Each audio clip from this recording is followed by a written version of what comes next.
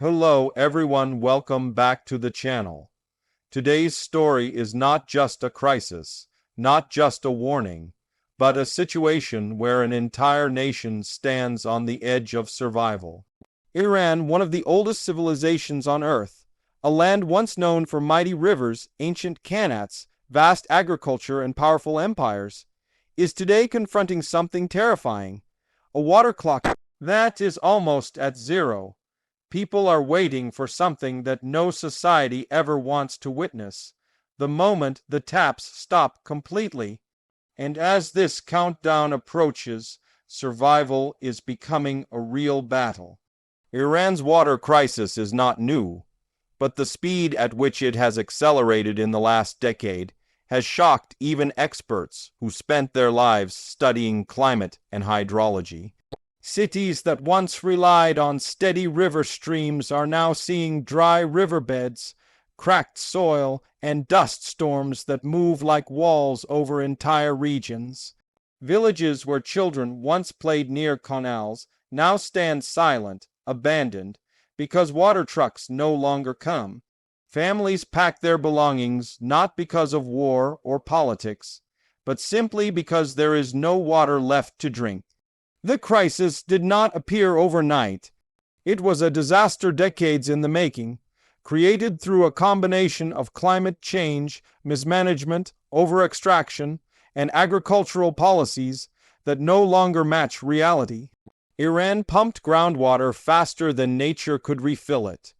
Massive dams were built on rivers without long-term planning. Heavy crops like wheat, rice, and pistachios were grown in regions that were already struggling for rainfall. Today, those decisions are collapsing like dominoes, one after another, dragging the country deeper into drought darkness. Tehran itself, a city of more than 10 million people, is entering the danger zone. The capital lies in a basin surrounded by mountains, dependent on distant water sources that are shrinking year after year. Reservoirs that used to supply the city at comfortable levels are now less than half full. Satellite images show lakes receding, dams exposing dry rock, and underground water tables falling to levels that experts once believed would take centuries to reach. That natural buffer is gone now. What remains is a fragile system on the edge of breakdown. In many regions, wells have already gone dry. Farmers dig deeper and deeper, drilling wells that once reached water at 40 meters now struggle at 200 meters, sometimes even more. And when no water comes even at those depths, the land cracks open like a broken mirror, creating sinkholes that swallow fields and roads. Some villages have reported land sinking by more than 30 centimeters a year, an irreversible sign of groundwater collapse. Entire highways have cracked, bridges have shifted, and houses have tilted as the earth below them caves in. This is not just a rural problem anymore. In urban areas, water rationing is becoming routine. Households receive water for a few hours a day.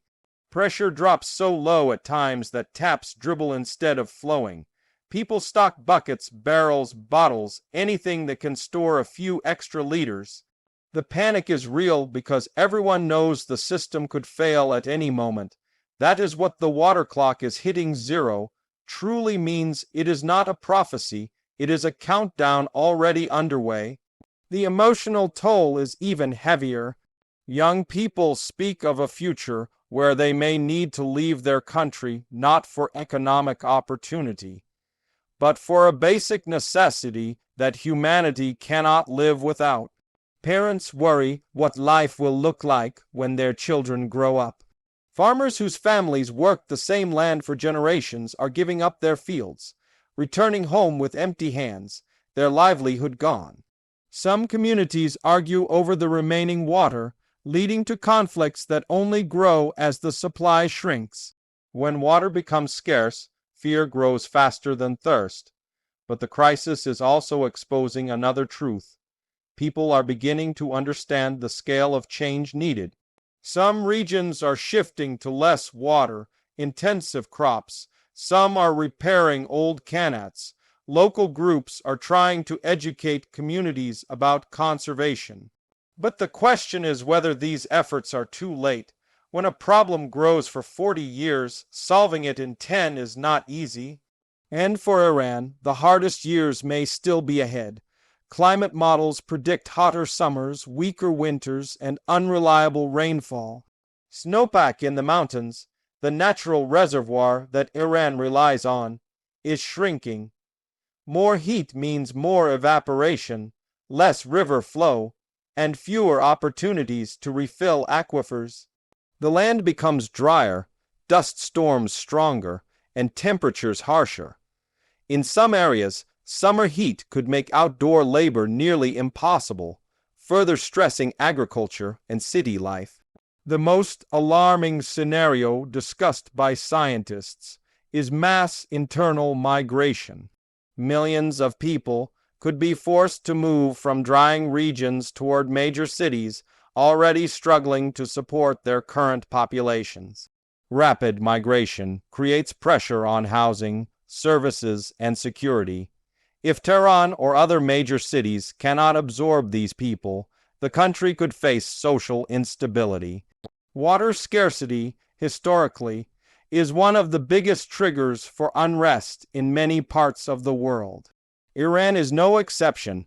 As pressures build, the question becomes, what can prevent the water clock from reaching zero entirely?